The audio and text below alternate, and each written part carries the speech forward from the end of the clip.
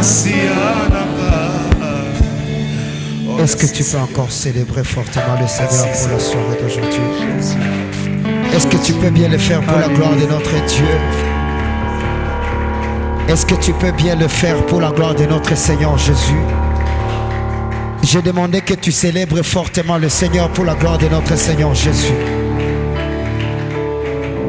Ça, ce sont des applaudissements. J'ai demandé des très grandes acclamations. Est-ce que tu peux t'élever et célébrer fortement le Seigneur pour sa grâce et pour sa bonté? Elvis, est-ce que tu peux aussi célébrer la bonté de Dieu par des acclamations? Est-ce que tu peux pousser des cris de joie à l'honneur de notre Dieu? Est-ce que tu peux augmenter la célébration?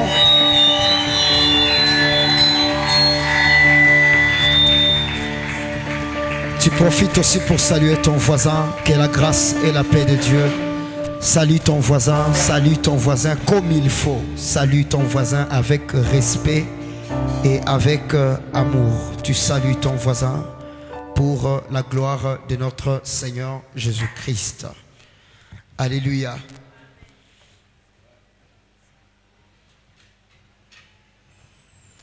Depuis hier, nous avons commencé à parler sur l'impact de la grâce dans la vie d'un croyant. L'impact de la grâce dans la vie d'un croyant. Et c'est par là que je vais commencer ce soir. Et je sais que tu seras encore abondamment béni par la parole de ce soir. La grâce est la source du salut à tous les hommes et elle apporte un impact glorieux sur leur vie. Elle apporte un changement, un nouveau positionnement par rapport à la pensée de Dieu dans la vie du chrétien. Ainsi donc, cette grâce ayant un impact glorieux et positif, retenez qu'elle est obtenue au moyen de la foi. Ça veut dire, la grâce ne peut pas impacter ta vie si tu n'as pas la foi. Cette foi ici, c'est en la parole de Dieu et en celui que Dieu a envoyé. Mais une chose que vous allez retenir, que s'il arrive qu'on place des enseignements sur la foi, ça veut dire le vrai enseignement n'a pas été enseigné. Parce que partout où le message de Christ est enseigné, c'est ce message-là qui produit la foi. Et s'il arriverait qu'on commence à composer des messages sur la foi, ça veut dire le vrai évangile n'a pas été enseigné. Et si l'évangile n'a pas été enseigné, retenez que tout ce qui peut s'attacher à cela ne produira pas la foi, parce que c'est le message de la grâce qui marche avec la foi. Tu es avec moi, tu dis Amen. Ephésiens chapitre 2 verset 8. Ephésiens chapitre 2 verset 8. Bienvenue homme de Dieu. Ephésiens chapitre 2 verset 8. La parole de Dieu est en train de déclarer: car c'est par la grâce que vous avez été sauvés, par le moyen de la foi. Et cela ne vient pas de vous, c'est le don de Dieu. Donc, tu n'as rien à faire, tu n'as aucune œuvre à faire pour que la grâce de Dieu impacte ta vie. Tu as seulement besoin de croire, et c'est tout.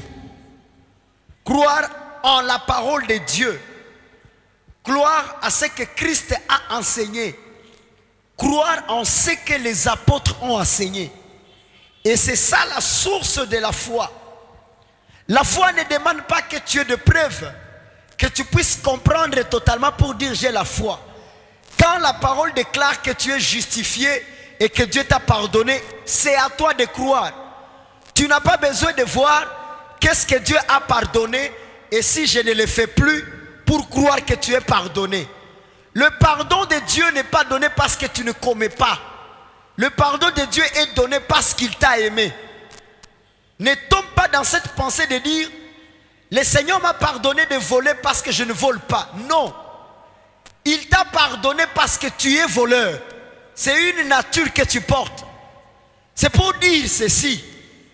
Croire ne porte pas à dire depuis que j'ai été sauvé, j'ai vu ces changements. Au fait, la justice de Dieu agit. C'est quand tes actes ne sont pas en conformité avec ce que la parole dit. Justifier quelqu'un, c'est l'imputer la sainteté, quoique pécheur. C'est cette pensée qu'il faut que tu gardes. Parce que si tu arrives à ce que tu racontes que tu n'as pas de péché, tu risques de t'appeler saint par rapport à tes œuvres. Or, ce n'est pas comme ça. Nous sommes pécheurs par le péché d'Adam, par la nature d'Adam. Et donc nous serons aussi saints par la nature de Christ. C'est ce qui confond plusieurs personnes. Que comment je suis saint alors que je pêche. En tout cas, il faut que je travaille sur le péché afin que je sois saint. Ce n'est pas comme ça. Aucun homme ne peut travailler sur sa nature et le vaincre. Ce n'est pas l'enseignement que nous sommes sanctifiés. Si tu veux abandonner des choses, si tu veux vivre selon la parole de Dieu, il faut écouter cette parole-là. Ce n'est pas question de discipline, c'est question d'enseignement.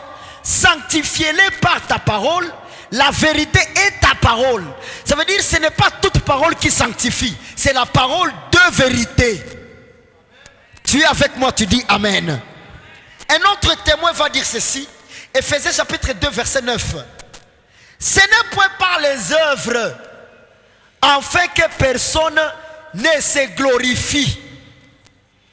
Il n'y a personne qui peut se glorifier disant moi je porte l'onction de Dieu. Moi Dieu m'utilise puissamment parce que je ne fais pas ça. Parce que je ne fais pas ça. Le problème n'est pas ce que tu fais. Tu n'as pas fait plus tôt. Mais le problème c'est que il y a quelque chose que tu fais. Que celui qui condamne à celui qui fait ceci sera aussi condamné à ce qu'il fait. Vous savez, la grâce n'a pas question de poids de péché. Ce qui est grand ou ce qui est petit. Soit tu crois, tu fais ce qui ne conduit pas à la mort. Je toucherai sur le péché volontaire. Qu'est-ce que la Bible dit par rapport à ça?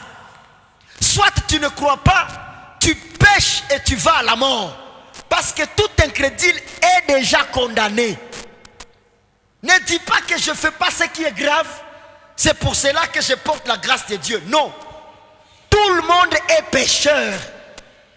Il n'y a aucune œuvre qui peut te justifier par rapport à la bonté de Dieu. Aide-moi à dire à deux personnes, Dieu t'aime tel que tu es. Et la cause, c'est parce que tu as cru en son Fils, en celui qu'il a envoyé. Est-ce qu'on peut encore célébrer l'œuvre parfaite de Jésus-Christ? C'est un peu ce qu'il faut comprendre. Parce que j'ai fait ça, je ne chante pas.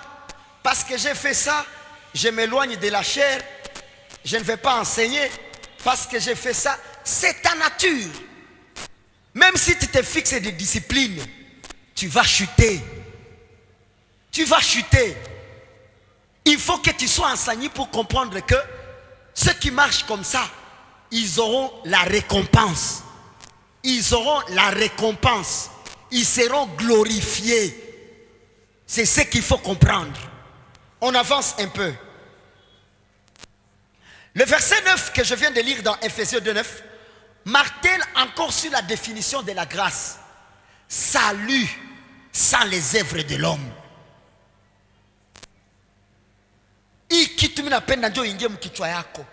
Parce que si Moïse a défini la justice de la loi par celui qui pratique, il vivra par elle. Il faut comprendre que au temps de la grâce, maintenant quand je parle des œuvres, je parle de quoi? Je parle de ce que tout homme peut faire pour s'acheter la bonté de Dieu, pour s'acheter l'amour de Dieu. Il faut niombe sana. Il faut nitoe sana. Il faut mie nitoke mbaraza ya muza. Il faut nifanye hiki na hiki. Bile bitu, ça ne produit pas la justice de la loi. La justice de la loi, nous l'obtenons en Jésus-Christ. Parce que si Dieu a apporté la justice par Christ, parce que hakuna mtu mangezaka satisfaire les normes de la loi. Haïko. C'est pourquoi je vous dis toujours, avant que tu ne paraisses comme sérieux devant les hommes, Dieu connaît que chacun de nous est un farceur ici. Chacun de nous ici. Chacun de nous a ses pannes. Chacun de nous a ses faiblesses. Et ne pense pas que c'est que nous ne voyons pas qu'on doit compter ça à toi que tu es saint. C'est pas ce que nous ne voyons pas qu'on va dire ou grand quoi sérieux moi hivi. Peut-être on risque de t'appeler sérieux mais tu le fais et que nous ne le voyons pas. Et avec ça, ne pense pas que ce que les gens ne voient pas c'est ce qui est la sainteté. Parce que comme tout le monde Dieu voit là où les hommes ne voient pas. C'est pourquoi tu n'as pas intérêt à te glorifier. Comme la Bible dit, que nul ne se glorifie de ses œuvres. Parce que tu peux te glorifier parce qu'on ne voit pas là où tu les fais. Mais Dieu qui voit tout, tu vas te glorifier sur quoi? Dis ça à ton voisin, tu n'as rien à te glorifier. Tu n'as rien. Et par surprise, peut-être aujourd'hui tu es comme ça, mais par les circonstances de la vie, tu peux te retrouver en train de faire ce que tu ne faisais pas. Je vous ai toujours dit ça, il y a auparavant, les années passées, où je disais, la force de mon ministère, c'est parce que j'étais chaste. Alors qu'il n'y a rien à voir entre le don, la grâce pour grâce, vous comprenez déjà? Quand je dis la grâce pour grâce, ça veut dire le ministère. Le premier grâce, c'est le salut. Le pour grâce, c'est celui qu'on a en Christ, l'appel au ministère. Vous comprenez ça? J'ai expliqué ces choses demain. Et je pensais que parce que tu définis de justice corporelle, que la grâce de Dieu vient sur toi. C'est de la folie. Oh, moi je chante bien parce que je suis vierge. Crois-tu que quand tu te marieras, le don partira? Oh, moi je vois et je prophétise bien parce que si Zoane n'a pas tout. Mais on a appelé Jésus ami de pécheurs, mais il est le grand prophète plus que tous. Il est ma justice yako ya muma evre yako misi fanyake misi endake misi gusake bile ni byako. Tu seras étonné un jour toi qui dis oh mie kabisa si c'est mingi. Tu seras étonné de voir quelqu'un qui parle beaucoup mais qui est beaucoup utilisé par Dieu plus que toi. Pourquoi? Parce que ce qui compte ce n'est pas tes œuvres. Parce que c'est question des œuvres, quelqu'un doit se glorifier. Et là si c'est question des œuvres, quelle est cette pute qui parlera devant une vierge? Et c'est pourquoi je vous ai dit attention. Il y a des gens qui pensent que la sanctification ce sont les œuvres de justice. Mindenda mbinguni juu silewake siafaka busharati ningali vierge ningali shasta. Kama ngali na compter vile uko kuzimu. Parce que chemin ya kuona gloire de Dieu, chemin ya vie éternelle haiko vyenye ufanyaka wala vyenye unafanyaka. Chemin ya kuona vie éternelle ni kukroire. Point barre. Ndio maana utangalia watu biko wanaswanye matendo yao ni mzuri. Être discipliné c'est bon. Hautakuwa sujet à scandale. Mais haiko tu hauko sujet à scandale ndio ta hériter royaume. L'héritage du royaume n'est pas lié à une bonne discipline. Discipline ya mzuri ita confirmer watu kama ulikuwa sauvé. Parce que banaona changement. Mais atokwe na maevre za mzuri na uyasikiaka évangile. Uko pécheur par rapport à la nature adamique. Est-ce que quelqu'un est en train de m'écouter pour dire amen? Maki atokwe sans défaut. Atokwe on est l'homme sérieux du monde entier. Faites attention à aller regarder les bouddhistes. Les bouddhistes ce sont des personnes disciplinées. Les moines, à 16 ans, il entre dans le temple et il y sortira au jour de sa mort. Discipliné. Mais à ton fanyebi le biote, kama haukuamini, utoe machakumi zako, uende kuma milima, ukeme nguvu za giza, kama uyawezaka amini, uko kondane. Njo utakutana wengine wanapenda shiriki maombi. Mimi napenda shiriki ya maombi me bia kuhubiri sana si vipendake. Oh là là. Ouais, uko déjà condamné. En fait, la prière n'est pas un autre canal qui facilite ceux qui ne veulent pas croire. Mais la prière, c'est l'expression de ceux qui ont cru en Dieu. Parce que l'impact de la prière, ce n'est pas les paroles, mais c'est la foi. Or, la foi vient de ce que l'on attend. Ce qu'on attend, c'est la parole de Dieu. Ça veut dire, maombi yotoneza fanya na uyamini. Tu ne verras pas la bonté de Dieu. La bonté de Dieu n'est pas pour les païens. La bonté de Dieu, c'est pour ceux qui ont cru. Est-ce que quelqu'un est sous la bonté de Dieu ici pour acclamer? Maintenant que kuko vitu vyenye monde passe ni kuamini. Je vais y arriver. Tu es béni, toi qui as cru à la parole de Dieu. Tu es vraiment béni. Écoute Romains chapitre 3 verset 21. Romains 3 21, la Bible dit: mais maintenant, sans la loi est manifestée la justice de Dieu, à laquelle rend témoignage la loi et les prophètes. Luc 24 et 44 disait, Jésus-Christ est en train de dire à ses disciples: voilà ce que je vous disais, qu'il fallait que ça s'accomplisse par moi, ce qui était dit de moi dans la loi de Moïse, dans les prophètes et dans les psaumes. Ça veut dire Jésus-Christ est lui seul. Il a accompli la justice de la loi. Il a satisfait ça. Maintenant, quand il a satisfait la justice de la loi qui était définie à pratiquer, nous, par lui, nous vivons la justice de Dieu qui consiste à croire. Or, mukwamini, mulenjo tunaishi justice de Dieu. Apana la justice de Dieu yenye nani alisema, Chancel Mbemba, la justice de Dieu yana. Manake wanakubeba haki yako, Mungu anakutetea. Haiko ndio justice de Dieu ile. Justice de Dieu konaongeleka hapa ni justice ya kila mwenye anaamini parole de Dieu. Parce que la vérité dans tout domaine finit par triompher. Haiko juu balita kuonea banakutetea que c'est ça la justice de Dieu. La justice de Dieu consiste à ce que tu puisses croire à celui qui l'a envoyé et à ce qu'il a enseigné.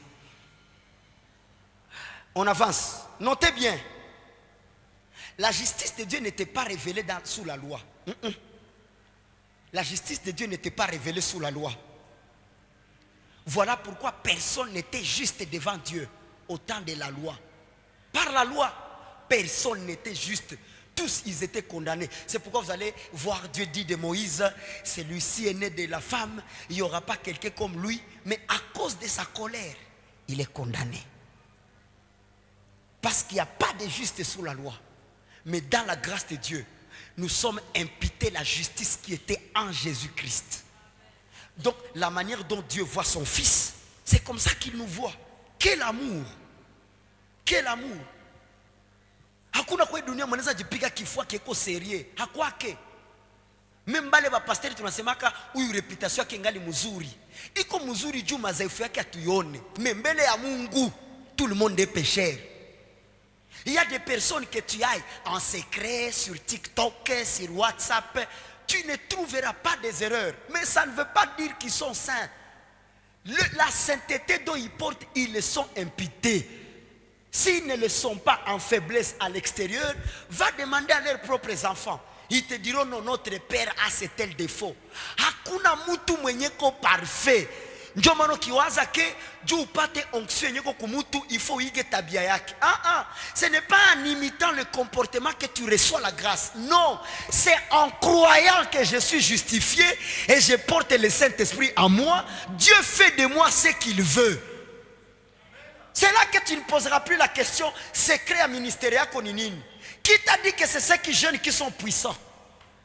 Qui t'a dit que c'est ceux qui vont à la montagne qui sont puissants? Tu seras un jour troublé de voir un âne, animal impur, qui prophétise. C'était une prophétie disant que les bontés de Dieu ne seront pas liées à ce que tu fais, mais à ce que tu es en Christ.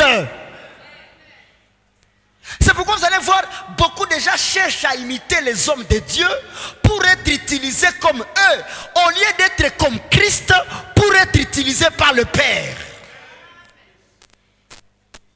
Nous allons imiter Jésus-Christ. Ce que Jésus-Christ a dit de faire, même si c'est un scandale à une communauté ou à une société, nous allons le faire. Pourquoi la Bible dit: ceux qui croiront en moi seront haïs? Parce que ta manière de faire sera différente des habitants du monde. Ceux qui marchent dans la lumière, ils sont haïs par ceux qui marchent dans les ténèbres. Lumière pour dire connaissance, ténèbres pour dire ignorance. Et attention, des fois quand tu marches sous la grâce, tu ressembles à quelqu'un comme à quelqu'un qui n'a jamais connu Dieu. Or c'est toi qui l'as connu.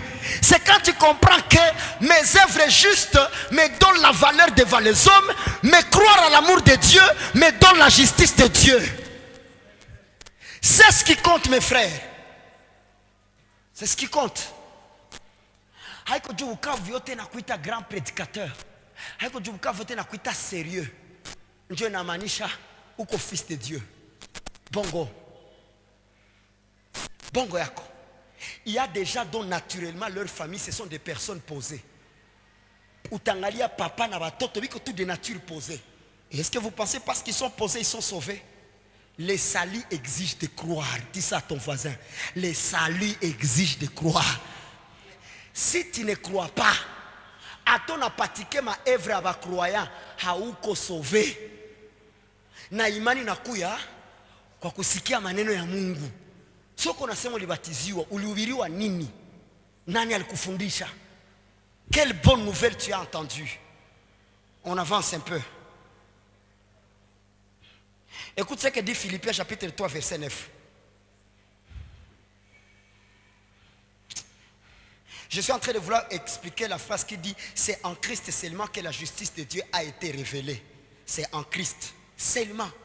Mubingine hamuna justice de Dieu papa. Hamuna. Hein? Hamuna. Il y a des gens qui se choisissent l'église parce qu'ils disent nous aimons les églises des vieux parce qu'ils sont sérieux. Et c'est pas parce qu'on est sérieux qu'il y a la justice de Dieu. Kuko wabiko sérieux Dieu bashamaliza nguvu zao za kutenda maovu. Njoo anakuwa sérieux aishamaliza nguvu ya kutenda mabaya. Kuko maliacha mabaya juu ile mabaya ishamharibisha. Njoo na iacha. Wewe unaanza pale ulitakasika. C'est comme dire à un jeune qui est sérieux na hayakuwa na uwezo, hayakuwa na franga ya kufaciliter mabaya yenye komo yeye. Unaanza ni mtakatifu? Hapana. Il y a des gens qui sont sérieux, qui sont saints à cause de la pauvreté. Havana capacité à satisfaire convoitises za mwili yao. Mais bakiipata ndio kota comprendre maana ya justice de Dieu. Comme on nasema mie bakichukua kanisa saa mimi naenda. Haidepende na vyoko amo, inadepende na vinyo naamini. Parce que encore 5 ans unaweza jikutana uko fumba kwa nasema kumi nilikuwa si yaokoka bwana. Wao yeye kama wakahaba nao walikuwa wabikira sawa wewe. Wewe mko unajipigia ubikira. Unaweza kama alizaliwa kahaba. Neko siku alikuwa kapsule me realite za maisha. Mbele karibu yako matendo yako ni yako. Ni yako. La justice a été manifestée en Christ. Philippiens chapitre 3 verset 9. Afin d'être trouvé en lui, donc en Christ, non avec ma justice, celle qui vient de la loi, mais avec celle qui s'obtient par la foi en Christ. La justice qui vient de Dieu par la foi. En qui? En Jésus-Christ. Réponds, en qui? Ça veut dire, tout celui qui croit au Seigneur Jésus-Christ, automatiquement, il a obtenu la justice de qui? La justice de Dieu. Et atoamini ma justice ya babako wa kimani. Babako wa imani anakuambia fanya hivi, fanya hivi, fanya hivi. Leta hii sadaka dhambi yako itasamehewa. Hapana. La justice de Dieu ne se conjugue qu'en ceux qui ont cru en Jésus-Christ. Point barre. Michaud. On avance. Galates chapitre 2 verset 21. J'aime ce verset. Ne rejette pas la grâce de Dieu. Pourquoi? Ne rejette pas la grâce de Dieu. Pourquoi? Car si la justice s'obtient par la loi, Christ est donc mort en vain. Christ était mort parce que hakuna œuvre unaweza fanya. Hakuna comportement unaweza jipatia yenye tasatisfaire Mungu. Ndio maana mtoto wake akakufa. Muna comprendre objectif ya kifo ya Yesu. Yesu hakukufa tu tupate mandoa. Hapana. Yesu hakukufa tu tuende Ulaya. Natangaza kwa kazi ya msalaba kazi yangu inafunguka. Hapana. Kazi ya msalaba haiko kubebana Ulaya, haiko kufungulana makazi. Kazi ya msalaba ni juu kila mwenye ataamini mwenye Yesu alikufa akuwe impité na justice de Dieu. Ndio objectif ya kifo ya Yesu. Yesu kwa kuwa ulikufa, mimi natangaza kila adui yangu na akufe. Binafanana na wapi? Ayo kuna compare tele na benye. Aye. Uko na compare mai na moto.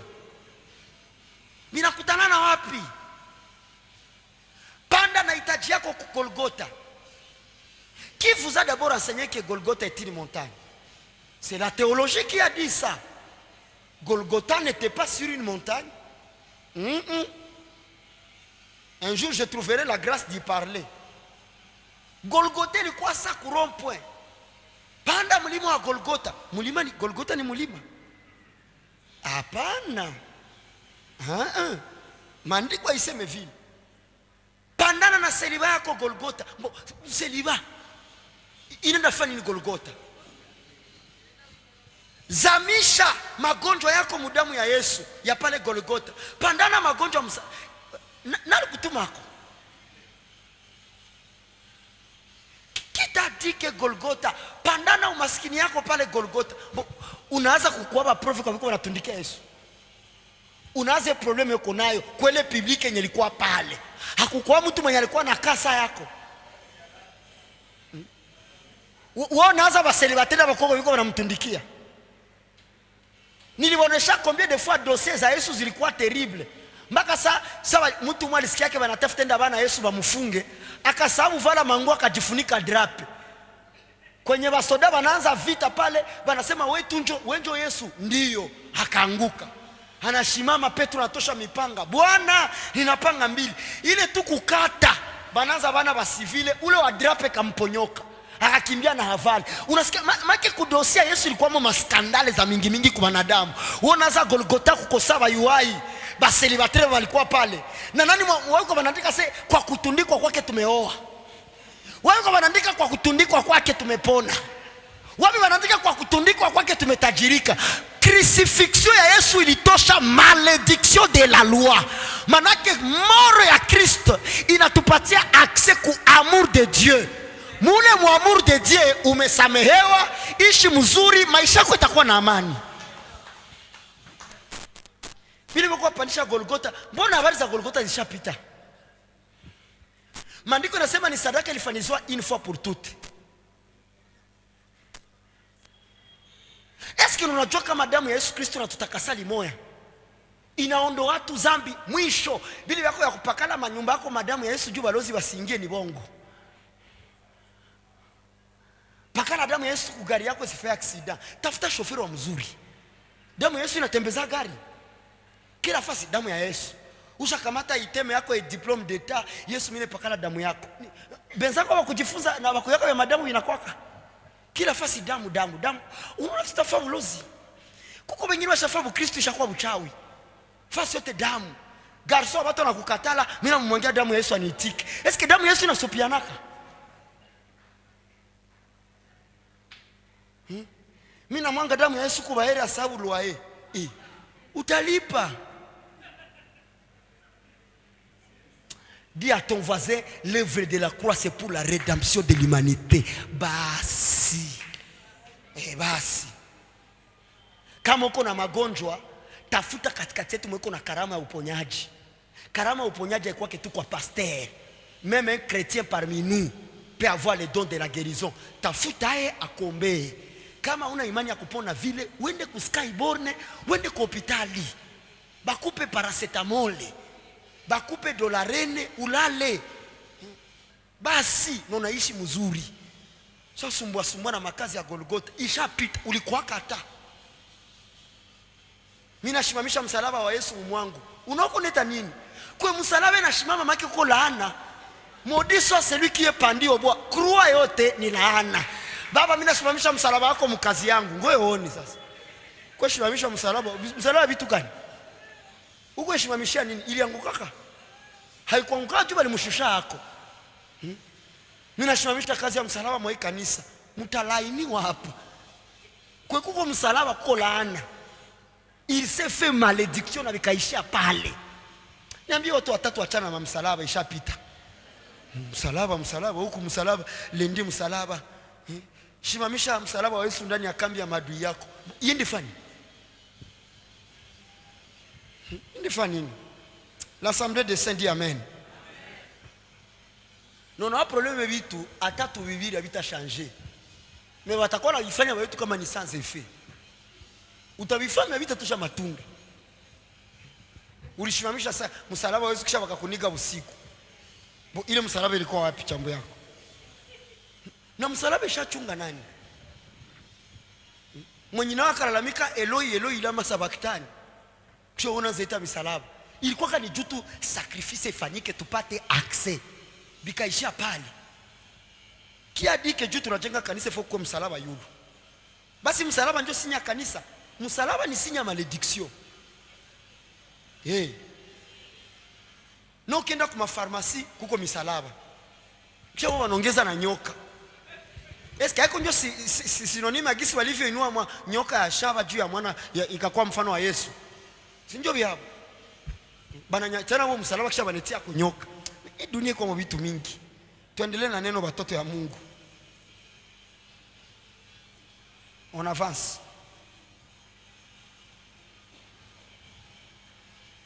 Point suivant.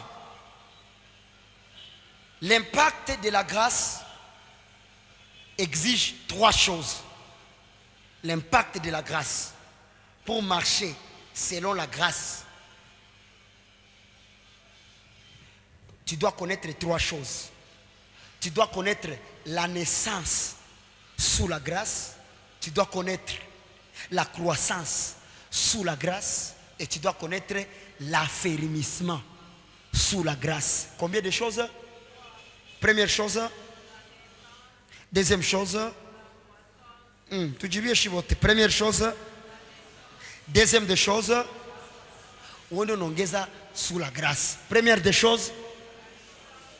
Deuxième des choses. Et troisième des choses. Tu dois connaître ces trois choses. Point 1. La naissance par la grâce de Dieu.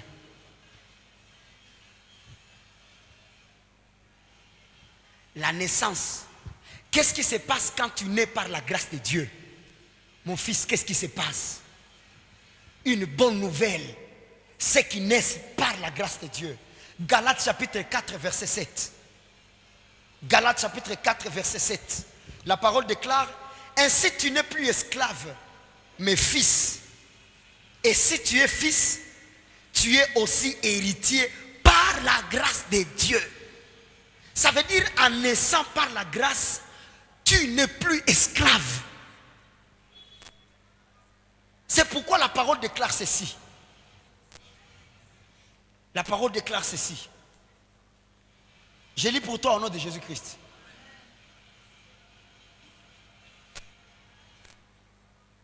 J'aime cette vérité ici.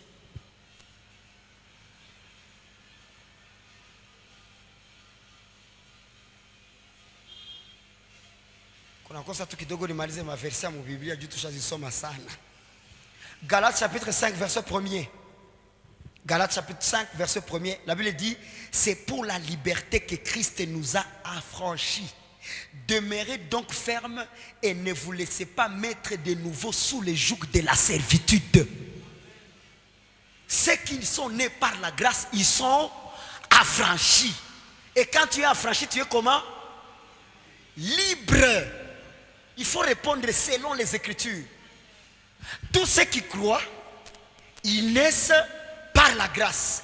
Automatiquement, ils sont affranchis et donc ils sont libres. C'est là où on nous dit maintenant: faites attention de ne plus te mettre sous la servitude. Paul anasema, tout m'est permis, mais tout n'est pas utile. Tout est permis, mais tout n'édifie pas. Waouh! Ça veut dire qu'il y a des choses que si tu le fais, tu ne commets pas de péché, mais question: est-ce que ça édifie? Que veut dire édifier? Ça veut dire aider à l'autre à connaître Dieu. Tout est permis, mais est-ce que ça édifie? C'est pourquoi Paul dit que les forts soutiennent les faibles. Anakai expliquait: il y a d'autres choses, ce n'est pas de péché, mais comme nous avons des faibles dans la foi, nous risquons d'être un sujet de scandale. Manake komiti nyatufanyake ni juu tuko na watoto muimani. Haiko juu tukibifanya tunakosea. Sasa watu wakabihubiri saa zambi juu ya kukonserve ma tradition na ma reputation. Mtuambie tusibifanye juu tuko na bazaifu muimani, mais msitubiri ke tukibifanya ni zambi prophète. Ça c'est le premier aspect de ta liberté. Deuxième aspect, quand Christ t'a rendu libre, il ne te permet pas d'être asservi à quelque chose. C'est pourquoi la parole déclare, le royaume de Dieu ne consiste pas dans le boire et dans le manger. Bois ce que tu veux, mange ce que tu veux. Mais sache une chose, si tu deviens asservi, tu es en train de te détacher de la nouvelle nature de ceux qui sont nés par la grâce. Ambia karibia yako usitike kitu kikutawale, usitike. Usitike. Parce que kikikutawala hauko tena libre. Na kama hauko libre maki haukukuwa affranchi. Regarde notre qualité des esclaves. Ni wale wenye wanachaka mabitu pensa ke bakibiacha ndio Mungu atabapenda. Uko esclave. Utakuwa esclave wa kile kitu. Paulo akasema anayekula au anayekunya, asiyekula wala asiyekunya, bote qu'il rende action de grâce à Dieu. Mie Saint-Esprit akikuwa ndani yangu. J'avais écouté un frère qui dit que le Saint-Esprit et l'alcool ça vipatanake. Mimi nikajuiza atonesha vipatanake hai. Oro walikuwa ni Roho Mtakatifu walikuwa fanana wanalewa. Siku ya Pentecoste. Frère, mwana kutosha mu confusion. Na Mungu akusaidie uelewe. Mungu akusaidie uelewe. Kuko mabitu bienyo kijiprive avyo par force. Uko esclave. Mako na vikazi yaka, unasikia kama mweke uko naenda. Na unaanza jiprive uko na kaza, frère uko esclave. Kitu ke mtu anaachaka anakisantiraka librema. Sasa vile muimbaji mwatasema siku ndaimbisha ndio sitafa madega. Enjoy. C'est comment? Frère, tu es libre. Dis ça à ton voisin, tu es libre. Voisin ndio karibu yako, kama ananipigia vase tu es libre. Voisin yako ni nani? Ni français kwa nguvu. Voisin ndio jirani. Dis à ton voisin tu es libre. Hailombe mpaka ondo kufe kumulima mabaridi njo wanze Mungu wa consecration. Ona kisi baridi inaniua. Mungu alikwambia ndio baridi njo ombe. Na alikutuma. Si tu trouves que c'est bon, uende me usiconditionner imani yako kwa atmosfera uko naombea amo. Mako kuna sema wanaombea amo desert ya Sahara wabasikikanaki. Juu natatonesha kama ifo ombe mubaridi. Na saa mvule na nyesha. Na mimi nilikuwa na imani ya vile. Hivi kisi mvule na nyesha na ishuke ama upako yako. Siku moja nikaenda hapa Rwanda kulikufia yako mtu. Ilikuwa kama mfereji mweko na shuka kwa mai. Shibo tetu chavala makaboka tuko mwele mai. Mai iko na kupiga hapa makateke shuka mo gravio na lumia. Mweko mule Mungu ima inanishukia nipandishe dimension. Kumbi ni mugezisa mwa mkartie basha koyola ndani, bamwa bakanyamba ndani. Ndio mweko alombea dimension ya kiro. Wewe unaangalia mais ça c'est très fou. Juu unapanda kilimo na choka ndio unaanza oh les dieux de mes sacrifices. Sacrifice gani? Baba naishi kwenye kilima bakwenda omba. Baba naishi tu kwenye kilima, ni sacrifice gani niko afanya? Quand j'ai travaillé dans l'armée, on était parti quelque part, kule kuma haut plateau. Kulikuwa kabaridi sana. Mpaka watu wote wanakaa hivi. Ndio kule kwa Nyamulenge. Munazaza wanakuwa na bidii ya kucheka, kumbi baridi nyo na wakokotele manyama. Maki ateko serena kwa tu hivi. Kumbi asha sereka ndakupiga. Unaanza ngani na cheka, kumbi asha sirika. Kisha wewe unasikia mwili yako hairesiste ile condition unaita sacrifice kwa Mungu. Kita disa. Juu uliomba unaregea mate shageuka buchungu. So unasikia usharegea nyo unasema mwaidi manso juu mimi nasharegea, maana Mungu atanisikia tu. Bongo yako.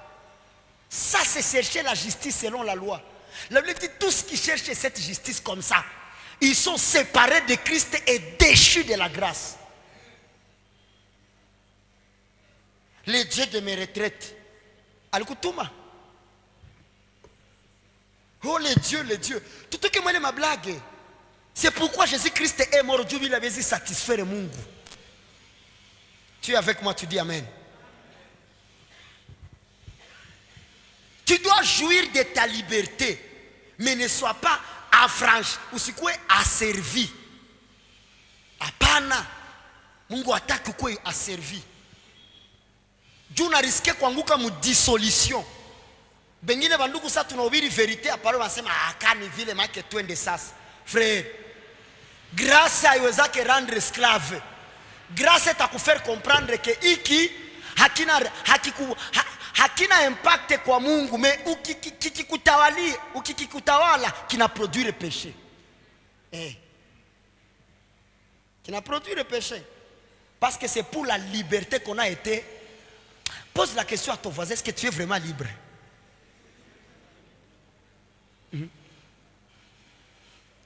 Acha nifanye vitu mchungaji asisiriki. Attention. Kama unaomba kama unavala kitambala ni juu nisikutombokie huko chini ya loi. Il faut ivale juu na comprendre que parole inasema mwanamke mwalishaolewa kitafuta omba. Il faut afunike kichwa yake parce que kuna honore bwanake. Mais ukiifanya juu Dr. Benjamin alihubiri na parole inaisema, utakuwa unakosea. Fanya parce que ulikruari vya maandiko inasema njoo na appliquer. Regardez comment déjà sont des esclaves de la loi. Qui vous a dit que mwanamke akiingia mkanisa anavala pantalon na fa zambi? Bon, zambi gani? Wapi kwa banasema usivale pantalon? Banatupatia critère, avale avec pudeur, ikue décent, na banasema ngine sikwe isikwe sujet à scandale. Ziko tatu. Vala mzuri me iheshimilike. Mekisha ba hipokrite banayala, sasa nafika kumlango ya kanisa anatia kikwembe, anaingia mkanisa. Sana toka anavula. Bon, mais si tu es hypocrite, il faut bakufundishe. Hii njo mubaya, hii njo mubaya. Na ile mahipokrisi njo kwa naua watu. Dada shavala kangadadi. Isha mchapa sous vêtement huku, sana nafika navala kikwembe. Et le pasteur va dire alléluia, tunavala vizuri. Mais toka tu njo angalio le dada pale. Sous vêtement isha jichapa hivi. Est-ce que tu lui as enseigné? Dis-lui. Hauna intérêt kutia kikwembe mkanisa. Unaweza kuya na hii pantalon mais ikuache isikue ya impudeur. Vous me comprenez? Pale atasema parce que wakati ile andiko baliandikaka pantalon ilikuwa ya kuwaka. Wende uliza ku internet pantalon ilikuwa créé mwaka gani? Kisha angalie wakati yenyewe ile andiko ilikuwaka. Wewe unazo teza ishi justice ya Mungu mumanguo. Zamani ilikuwa inakataziwa mtu asivale deux couleurs. Maana watu wote walikuwa ba mono. Unaona sasa vile mimi hapa. Maana wangeniambia tu mulwa shuka pale. Hii tu kuchanga ma couleurs ori masiku. Le style vestimentaire exige le mariage de couleurs. Mais zamani au-delà tu yenye unapaswa vala couleur ya nguo ya couleur moja. Na ya pili isikwe tisi. Maana usivale coton yulu kisha unatia na jean tena. Lene na coton zambi. Satisfaire sasa. Jiangalie kwa unavala. Kuko mavala jeans anaongeza kwa tricot, anaongeza kwa sengle na kaboka. Kaboka ni anilo. Est-ce qu'on peut acclamer pour Jésus-Christ? Donc au temps de la grâce, si Dieu nous a envoyé la grâce parce qu'elle en a hakuna. Ça Dieu commence les dossiers, bote wa kwa vala marobe.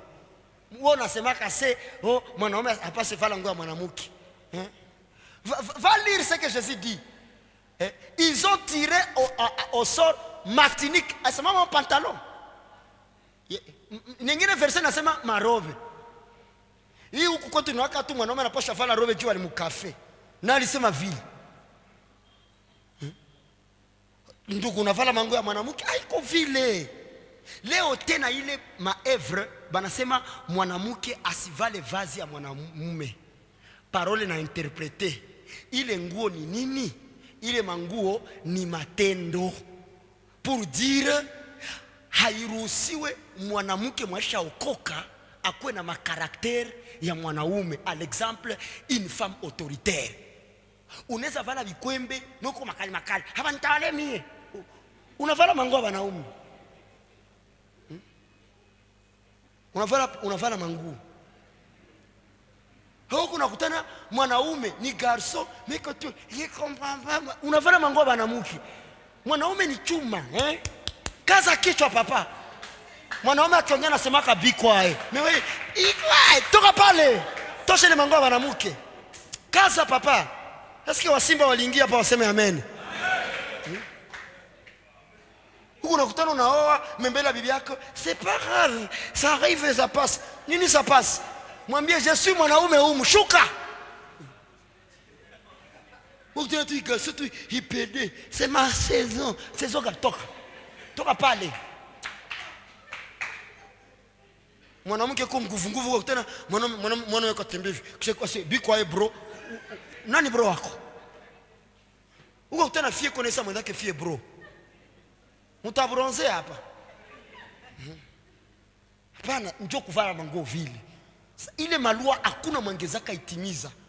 Dis à ton voisin, c'est pour la liberté que Christ nous a franchi. La liberté. Ukitaka onde nyolewa, bakukate nzela. Ishuke mpaka mapola mugongo. Hatutakujije, mais faut tu yue. Par rapport à bioko nafanya na batoto muimani, est-ce que taba édifier? Ndio maana Paulo akasema kwa vitu vingine vyenye atufanyake ni juu ya batoto muimani. Ndio maana bambiaka mkomale tuishi raha. Kuko tu kanisa bakiona pastere kupisine na kaboke ko na koga. Hasha kwa kimwili. Mimi utaniona? Niko senda kubase juu yako. Bali tirea kanini? Kwanza sitaenda kupisine ndio ileta njo kwangu. Unakuwa nafikiri mtana niko mumai. Oui, c'est quoi ton problème? Na tunakoga. Nakoga.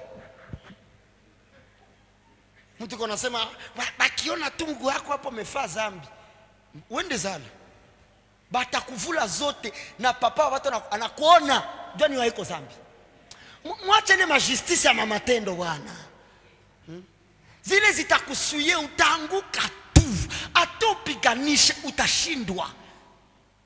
Mimi nakuwa sérieuse, hawapata garçon mnapenda.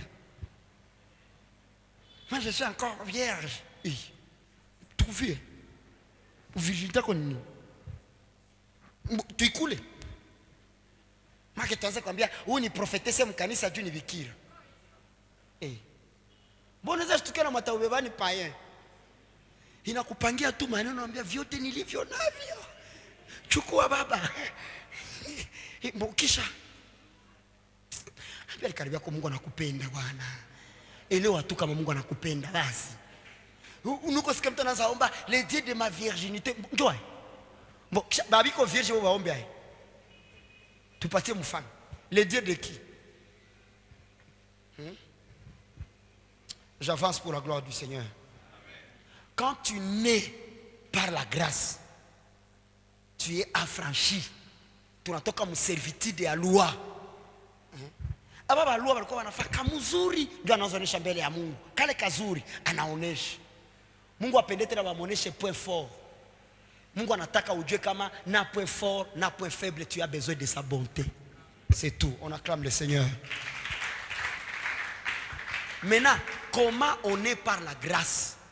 Ou si c'est mais tout, je suis né par la grâce et je suis libre. Question. Comment on est par la grâce? Jusqu'à ce moment, mina miniaka grâce. Kwanza mi peke njo grâce. Ça veut dire je suis libre. Comment on est par la grâce? Témoin. 1 Corinthiens chapitre 4 verset 15. 1 Corinthiens chapitre 4 verset 15. La parole déclare car quand vous auriez 10 000 maîtres en Christ, vous n'avez cependant plusieurs pères, puisque c'est moi qui vous ai engendré en Jésus-Christ par l'évangile. Ça veut dire nous naissons à Christ par l'évangile.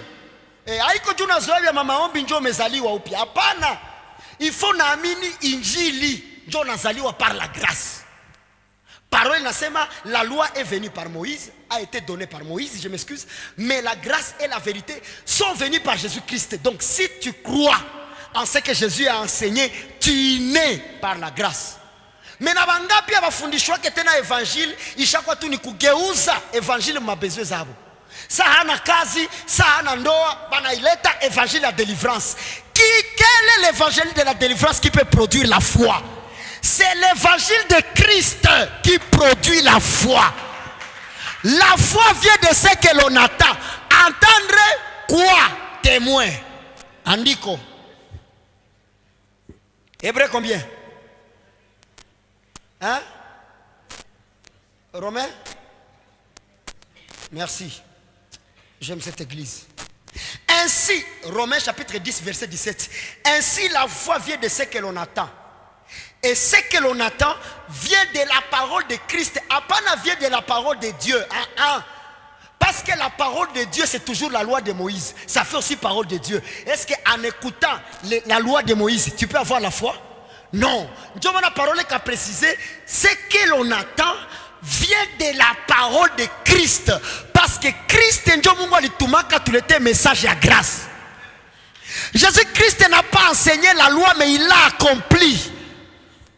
Maintenant, il est Mama Obiri. Mukamate par exemple, exemple. Tenez-moi Ézéchiel 16. Nilikuwa nguvu mwe bibitu. Nilidanganya watu mwe bibitu. Angalisha umerizi laana babako. Leo nanambia vile nakujibia wewe peke. Nilizi laana jani. Sikia Ézéchiel 16.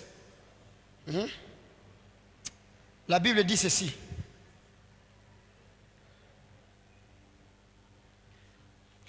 Hii verse ni kwa na ubiri sana hii. Na sasa mimi naanza ibomola. Yo. Batu wako wanataji koyo lako. La parole de l'Éternel me fit adresser à ces mots. Fils de l'homme, fais connaître à Jérusalem ses abominations. Tu diras, ainsi parle le Seigneur, l'Éternel à Jérusalem, par ton origine et ta naissance, tu es du pays de Canaan. Ton père était un Amoréen et ta mère était une Hétienne. Aba Amori walikuwa kama expert mu déviation sexuelle. Ndio maana Mungu akaambia Abraham, kizazi chako hakitaingia Kanana na siamaliza wa Amori. Pourquoi? Hapa watu walikuwa na mapratike nyeko infâme. Na hapa bahiti ndio ile wakati quatre lepre biko banatembea, migulu yao ikaanza lia saa char de combat. Basiye bakasema le roi de Jérusalem est parti appeler les Hétiens. Hapa watu walikuwa ba expert kumwanga damu na mubulozi. Kisha sasa babako ni Muamori, mamako Muhiti, nilikuwa na ubiri yae. Unatokea mkizazi ya babako ambao ni Mbaraga, unatokea mkizazi ya mamako ambaye ni mchawi. Ndio nasikia watu basi shi hapa. Shi wale kabisa. Kisha sura zaliwa, verset kufuata nasema hivi. À ta naissance, au jour où tu naquis, ton nombril n'a pas été coupé. Kwa jina la Yesu. Hiyo kamba kitofu chako uliza le karibia kitofu yako imekatiwa. Eske Mungu ndio anakata kitofu wala munganga? Sasa mimi naongea hii kitofu, unasikia fie basi, hii Mbaraga ni kwa famu siri bwa mamangu. Et avec ces évangiles, tukachukia wazazi kubure. Soma sasa 16:44 usiki. Inasema hivi, njoo ile maandiko wanadanganyamo watu. Voici tous ceux qui disent. Voici tous ceux qui disent de proverbes t'appliqueront. Réduis le volume, mon fils. Pourquoi l'itingiza kaka? Voici tous ceux qui disent des proverbes t'appliqueront ces proverbes. Telle mère, telle fille. Somo yangu ya jioni ya leo. Telle mère, telle fille. Na sana soma mu Biblia unaona mbona vinaandikiwa? Mbona nasema telle mère?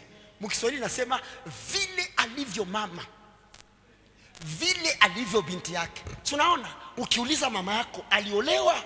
Hapana. Dada juu yako kuna roho ya kurendera. Twende Mungu Baba, Mungu Baba. Roho yote ya madhabahu, roho yote ya madhabahu ya kurendera ya mama yangu. Tunabomo, mboli bomoosho karendera. Hivi mabitu bilikuwa binajiaplike muta ya loi. Njo maana hii andiko ikakuya. Tuisome nasema hivi.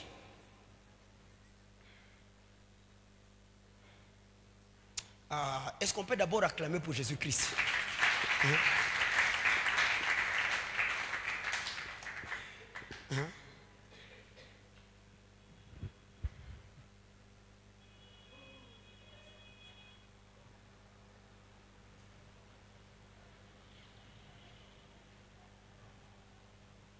Ézéchiel chapitre 18 verset 2. Inasema, pourquoi dites-vous ce proverbe dans les pays d'Israël? Les pères ont mangé des raisins verts et les dents des enfants ont été agacées. Hii verset ndio inatosha mazabao. Wazazi walikula matunda mbaya, watoto wanauza meno. Chekale karibu yako uone unauza meno. Bo uze meno. Kisha wanakaa interprete, banakamata tu hii verset baivalishe ile maboro. Baba yako alikula tunda mbaya. Tunda gani na ile njale litamuua? Alikula matunda mabaya, watoto wanaoza meno. Ifo kujua kwanza meno njo nini mwandiko. Nefo yue tunda njo nini. Nefo jue baba alikula njo hae. Juu parvenir kutukomprandrisha. Kama vile vioko nasema, njo kisi maandiko inaongea. Ce qui sont nés par la grâce. Prophétie likuwa hapa. Ézéchiel 18:3. Sikia sasa Ézéchiel 18:3. Je suis vivant, dit le Seigneur, l'Éternel. Vous n'aurez plus lieu de dire ce proverbe en Israël. Pourquoi? Voici toutes les âmes sont à moi. L'âme du Fils comme l'âme du Père. L'une et l'autre sont à moi. L'âme qui pêche, c'est celle qui mourra. La Bible dit, il y a un temps où on n'appliquera plus ces proverbes. Manake kuko wakati ilikuwa inajiaplike. Question ni wakati gani?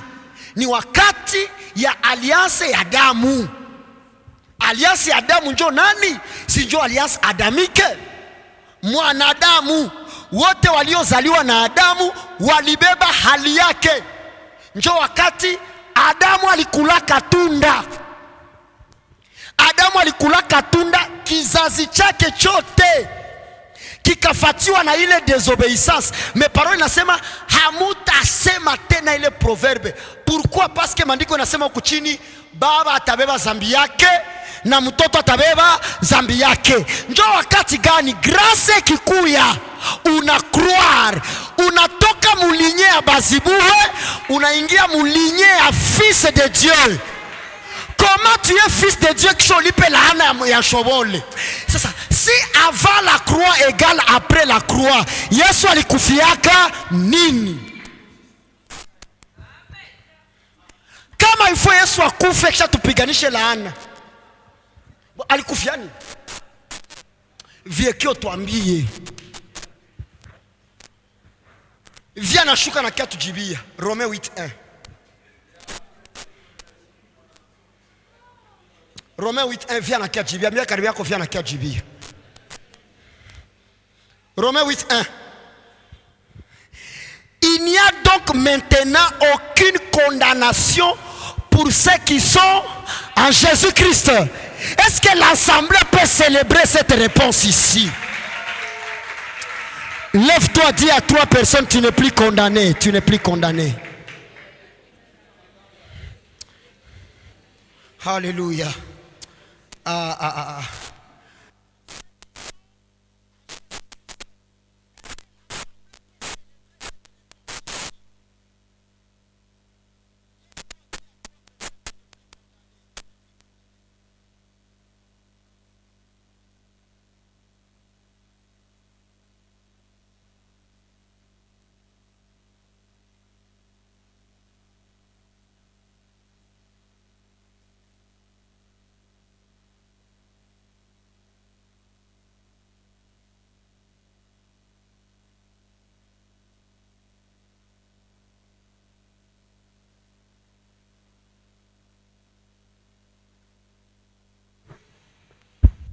sous la grâce.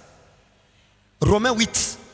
Trois choses qu'on ne doit jamais faire sur toi parce que tu es en Christ. Première question.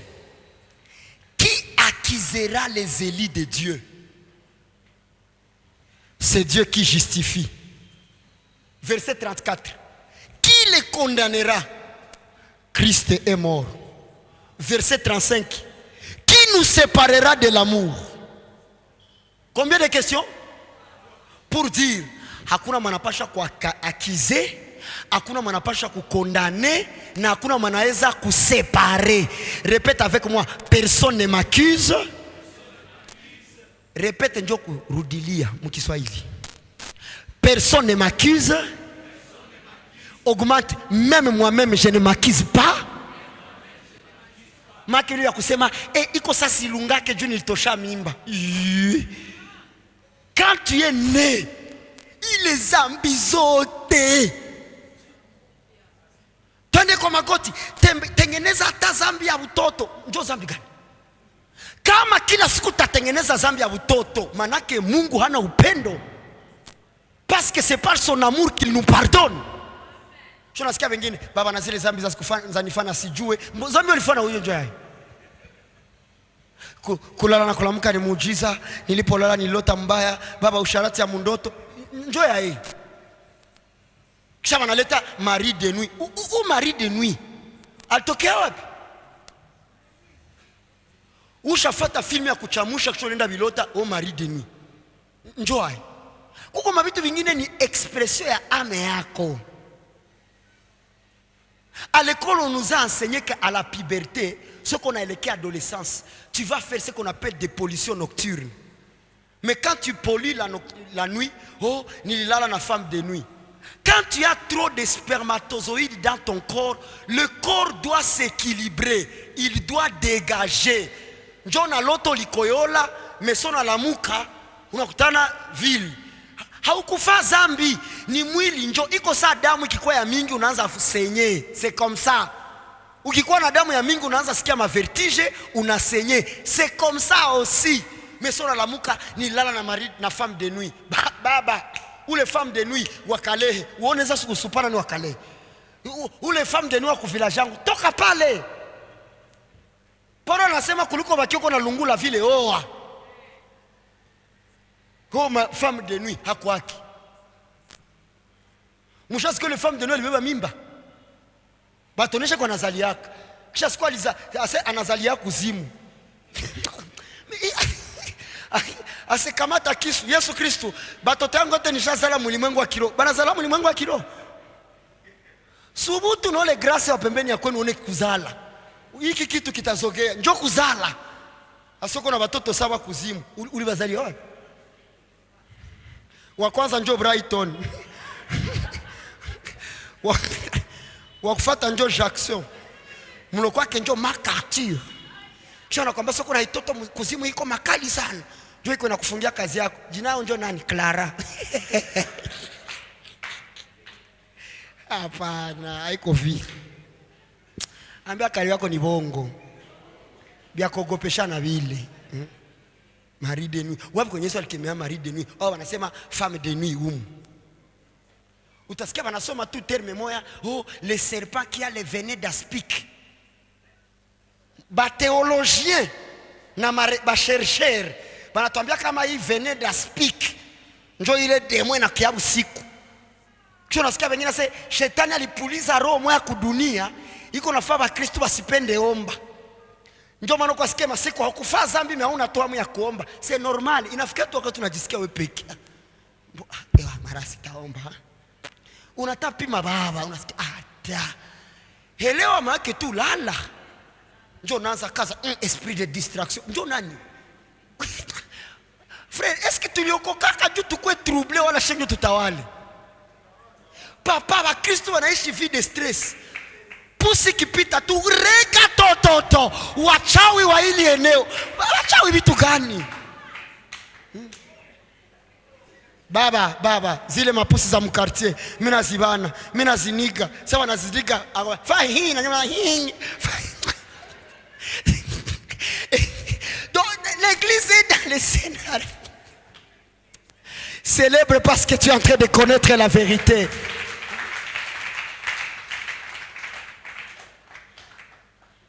Lis ce verset.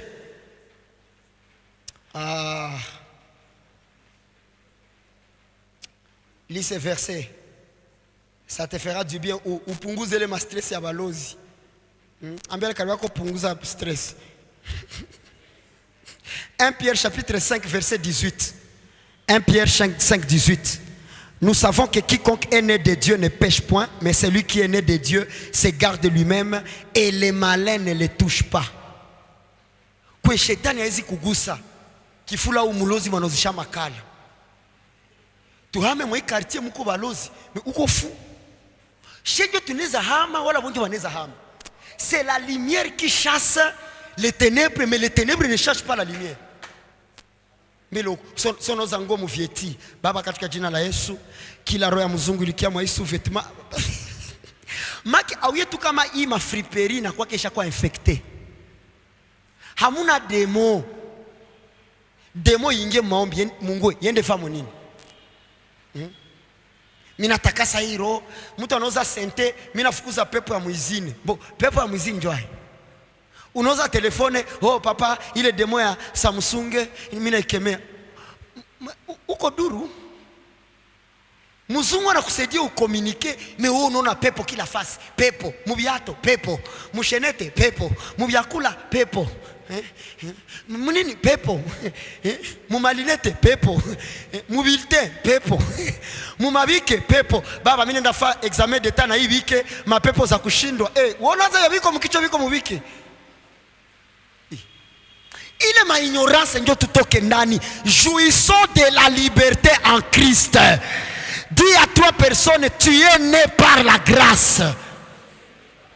Question wakikuliza comment? Réponse ni à travers l'évangile. Est-ce qu'on peut acclamer le Seigneur? Deuxième des choses.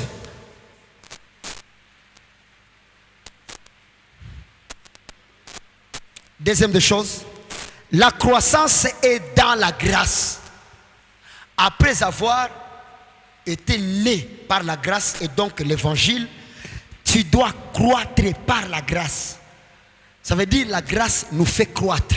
Comment? Est-ce que c'est en disant grâce, grâce, en procédant à l'enseignement de la croissance?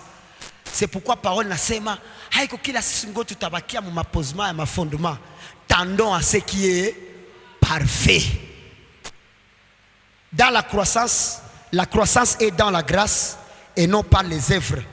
Maintenant qu'il faut comment le kama c'est l'enseignement de la grâce qui apporte la croissance. Apana ma œuvre zako. 2 Pierre chapitre 3 verset 18. 2 Pierre chapitre 3 verset 18. Mais croissez dans la grâce et dans la connaissance de notre Seigneur et Sauveur Jésus-Christ. À lui soit la gloire maintenant et pour l'éternité. Amen. Ici on écrit Amen, c'est pourquoi je dis Amen. Mais croissez dans la grâce et dans la connaissance de notre Seigneur Jésus-Christ. Comment croître dans la grâce? C'est savoir l'impact de la grâce sur ta vie et tu te conformes à l'écriture. C'est là qu'on parle de croître dans la connaissance du Seigneur Jésus-Christ. Frère, la maturité spirituelle ne se définit pas par les années que tu as passées à l'église. Mais ça se définit par la connaissance. Beaucoup de personnes sont nées de nouveau. Mais maturité,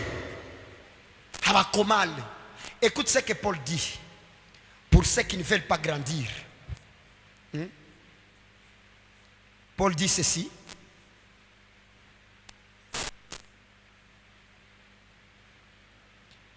Paul dit ceci. Galates chapitre 4 verset 1er. Aussi longtemps que l'héritier est enfant, je dis qu'il ne diffère pas d'un esclave. Quoi qu'il soit maître de tout. Vous voyez? Aussi longtemps qu'un héritier. Nous devenons héritiers comment? C'est par la naissance, par la grâce. Mais est-ce que tu vas connaître? Il faut croître du tout si va qui est enfant. Du kubakia enfant haiko inane mukanisa. Ni kukosa enseignement. Mwenye hana enseignement ataishi sana ni sa esclave. John anasema Mungu we, acha nife hivi, acha ni esclave. Or uko maître de tout. Tout est permis. Maître de tout. When Joseph na chagula ce qui est édifiant. Et beaucoup sont des enfants. Ils n'héritent pas, ils ne jouissent pas à cause de leur immaturité. Na ndio maana hii maisha ya utoto muimani inafanya Ukristo kwa maisha ya stress. Na ukikala mu taxi, il faut keme nguvu za giza huku na huku. Supumzike. Insécurité totale. Récemment j'ai vu la vidéo d'un frère. Anatenda koyola busiku anatoka anaona mwizi kukibambazi. Akashtuka. Akamuliza, wewe ulalake? Njoo mwizi akaanza ule mlozi akaanza mwambia, "Bengine wote wananiogopaka, wewe uniogopaka." Njoo kosha muonesha utanilogea nini? Na wewe sai kwa mibambazi ya watu. Ule frère alinijenga sana. Wewe ukishakuwa tu kwa china la escort kwa biko wananisema sai mazabau na marenyo mimi nasisambaza. Tuulizani, uko na nini juu kufanyizia renyo? Ba Kristo mwache kujipatia position ya una. Ba kufanyizia renyo nini? Wewe mwauna minerval ba kufanyizia renyo. Uko nini?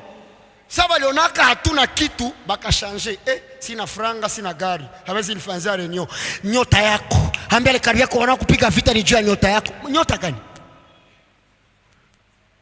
Mimi nasambaza marenyo. Kila kwa nyota yangu inaenda mimi kogote. Ilienda wapi?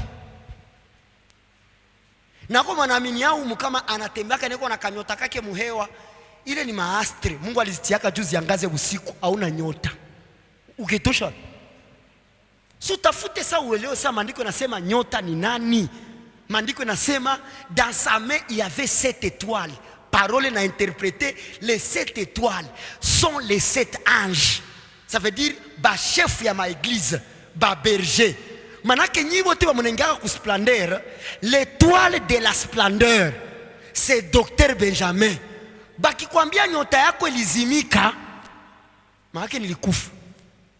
Siko hai. Niko hai. Ambele karibu yako nyota yangu inaangaza. Si niko na kuangazia. Ushona nyota inaangaza mchana. Nyota inaangazaka tu busiku. Ndio maana ulikuwa kama muignorance. Ndio giza kisha nyota yako. Nyota yako inakuangazia. Si basi. Baba mimi narashe nyota yangu. Baba kuza iko wapi? Tupatie preuve kuna kuwa na nyota. Frère, nyota yako wapi? Kila wakati, kila nyota yangu, nyota ya magari, nyota ya manyumba. Tafuta franga uze gari, hakuna ya manyota.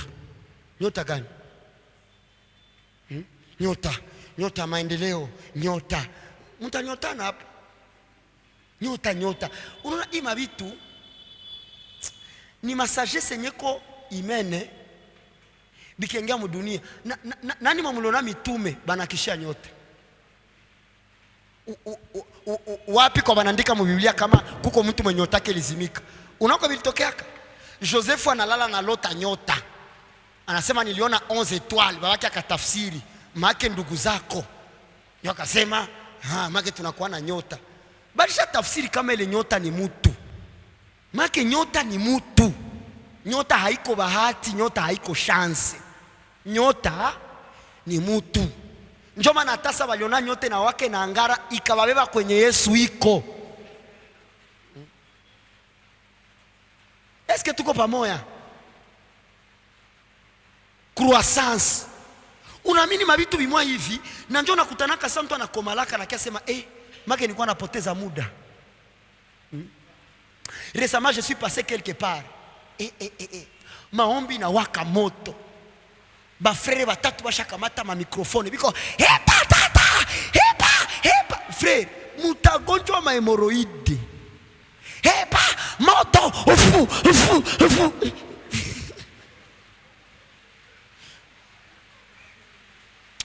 Ambia karibu yako pepo zinataka toka, pepo zinataka toka. Munako vitu vingine ni frenesi. Frenesi ndio fanatisme. Si mnaona hapa nikianza tu repa zota, utasikia kule nyumba uza.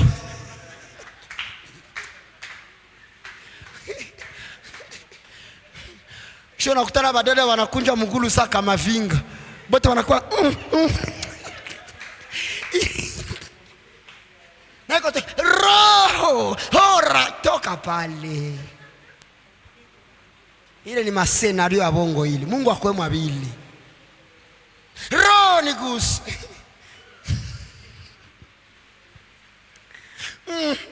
Nasikia harufu ya zambi.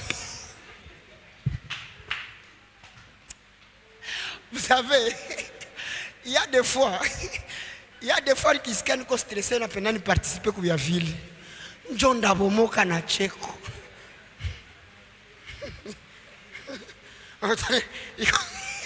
Mais il n'y a pas moyen de prophétiser seulement normalement. Son école attaque ou qui tu vas là là. Moi j'entends. Ça, pas je suis quoi. Chana kogote le bora gete. Shatana Manuel. Nani alikuwa amefanya? Ni gratu yako inabonolea. Inabonea tu kisimuko tu makondolo. Inababane nasema hii ni mabobi zangu hizi. Hii ni kope yangu ndio inabonea inababana mumeshe. Wewe kwani nakukia mu repetition? Niko senda kwa masomo nikirepete. Nikishindwa masomo mtanilipia hayo. Uende fa examen. Uko naacha kazi juu kie mseminere. Uko sawa? Uende fa kazi. Utafata mawili ku live. Au utaandika. Mimi ushaacha baba mimi napiga chef wangu upofu. Ifo yeko kwa niveau nyo kitoka hakuna mata kujije. Apotre Paul. Shalom papa. Ifo uyue ke nikitoka niko na kapasiti ya kutoka. Tena kwa unakuwa na kiburi de haupende wake kisha unapenda utoroke kazi. Kesho sasa kiasi wewe nakwambia mkubwa alisema ukifika upite kwake. Mais comme on a positionnement, tu peux venir facilement. C'est ce que les gens ne comprennent pas. Que Dieu m'a donné bonté, il faut du 1er jusqu'au 31, juste comme séminaire à 1 mois, il faut y participer. Si tu as le temps, viens. Si tu n'en as pas, occupe-toi parce que travailler, c'est glorifier le Seigneur. Vous savez quand combien Mungu apende tuaribishe kazi. Apendaki. J'ai une servante de Dieu qui me disait toujours vieilli masiku marasta onekana juba chef biko makali na niko mipeke ku bureau. Ça se comprend. Mais quand elle a le temps, elle vient. Mais wewe peke balisha ushaka batakufukuza unakia vipi nakia jenga mazabao. Mazabao gani ya kutofukuziwa? Baba sadaka yangu initete. Ushafukuziwa. Ushaenda. Chona kiambia pasteur, mbona sasa sadaka ikutumika? Itumike. Pasteur ndio chef wako. C'est de ces gens des hypocrisies que tu évolué. Il faut tuingie mkanisa 9h tutoke 17h. Itababa moya bili mali yango batu bana vile vile uko natoka yasho deliverance kupita mwili yako bajwere ya mazembe na mkaramba.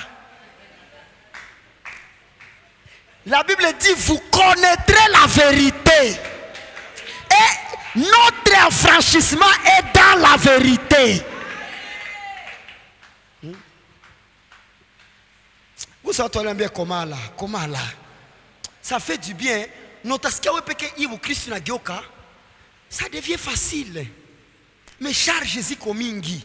Na maandiko yanasema nyi peke mko nawewesha bezenu mizigo ya mwezi.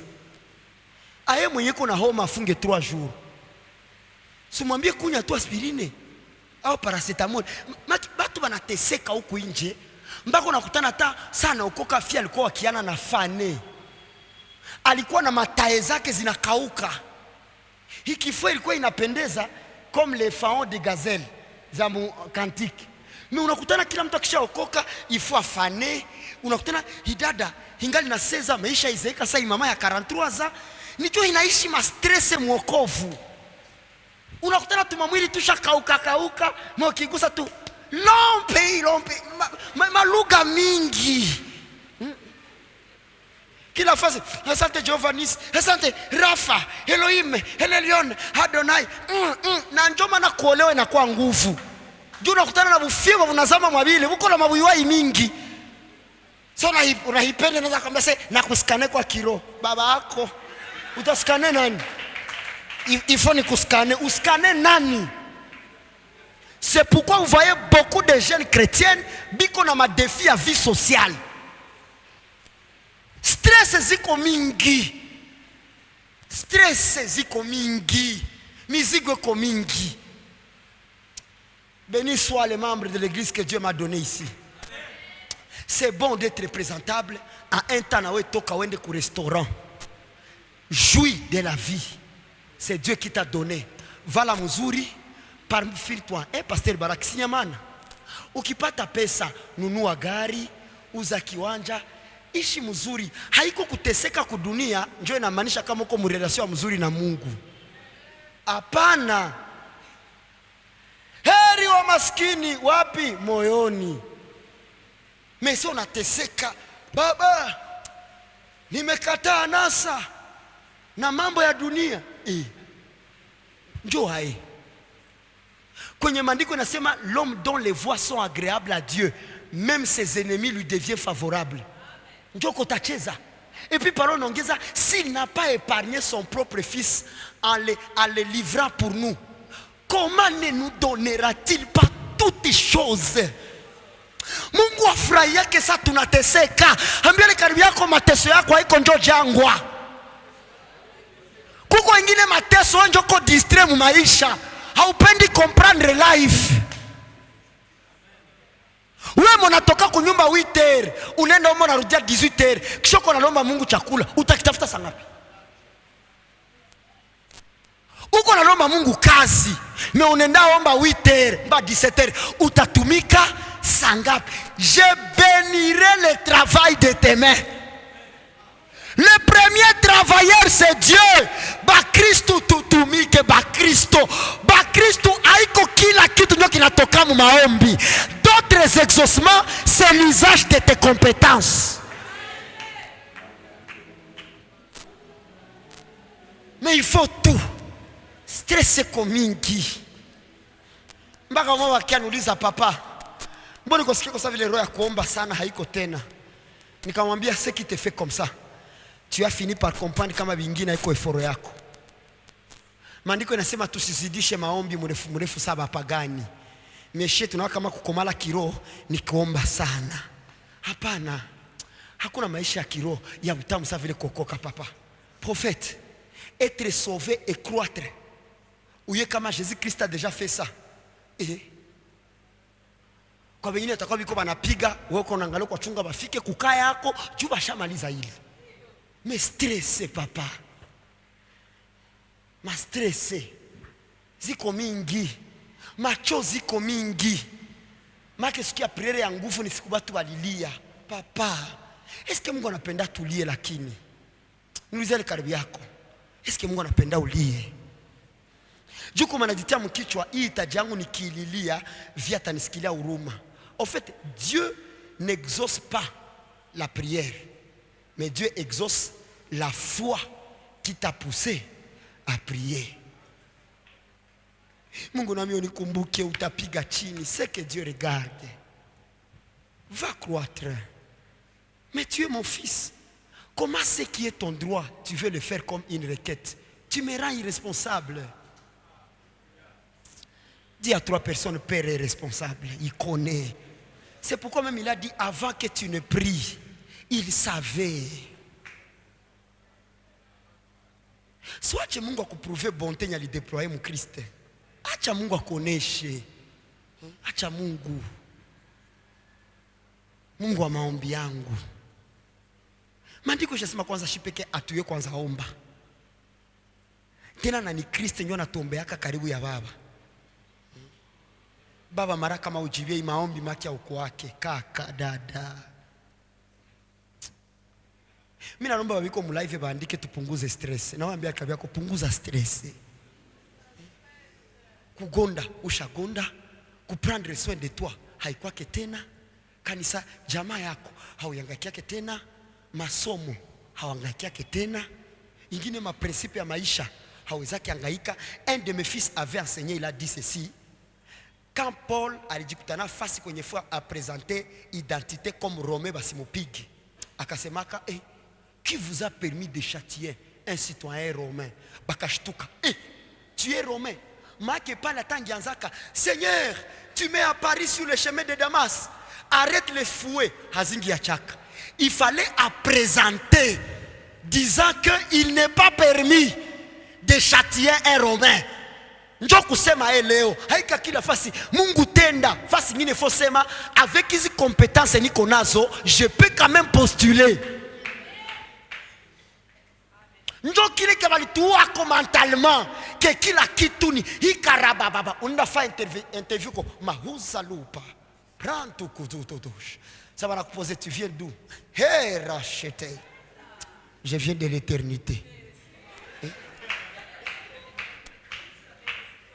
Tu as étudié quoi? Parata. Asema bwana wa majeshi. Unaanza tabiria mwiko kufanya interview. Anamwambia merci dehors. Mu domaine ya Romain présente tes compétences. Tu as fait quoi? Bon, au fait, moi je suis informaticien. Hein. Je fais ça. Mais tu parles bien. Mais au fait, oui, je suis quelqu'un qui parle trop dans la vie. C'est mon métier. Est-ce que tu peux savoir faire ça? Effectivement, je suis l'homme que vous cherchiez. Ah ouais. Tu peux travailler sous pression. Oh, je suis le gestionnaire de pression. Mais on a dit, bwana ni mchungaji wangu. Mambo ya kuteseka sitaweza. Joy. Prouve tes compétences. Mungu nana furayaka. Museko kumulime ko naomba naambia Mungu hivi yote vinanyonyesha ndavijenga. Akamwambia t'inquiète, il y a Bezalel, un homme qui a l'esprit de la connaissance et d'invention.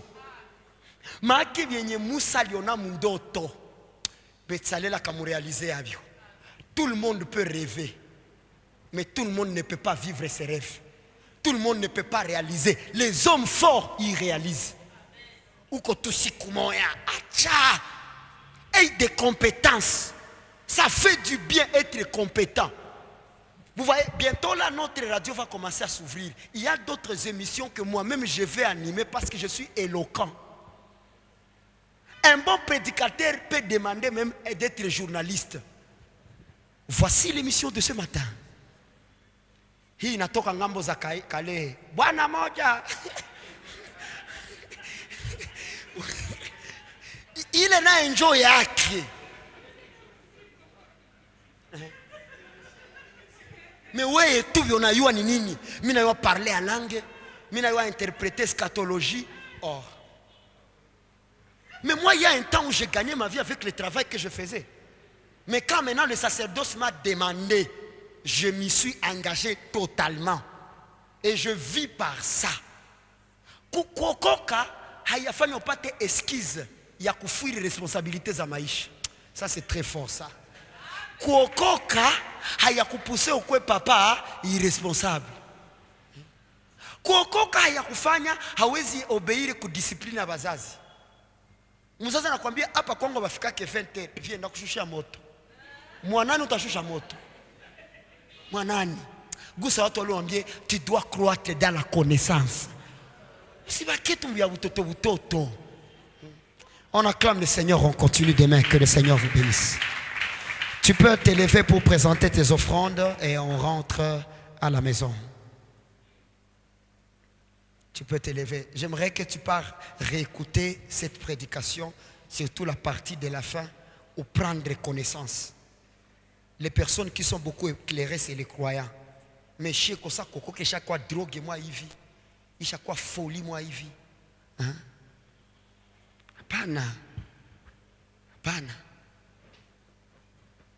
Hapana. Il faut servir Dieu et être utile à soi-même.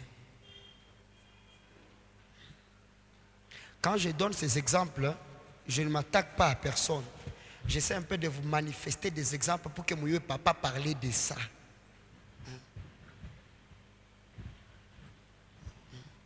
punguza stress za Mkristo.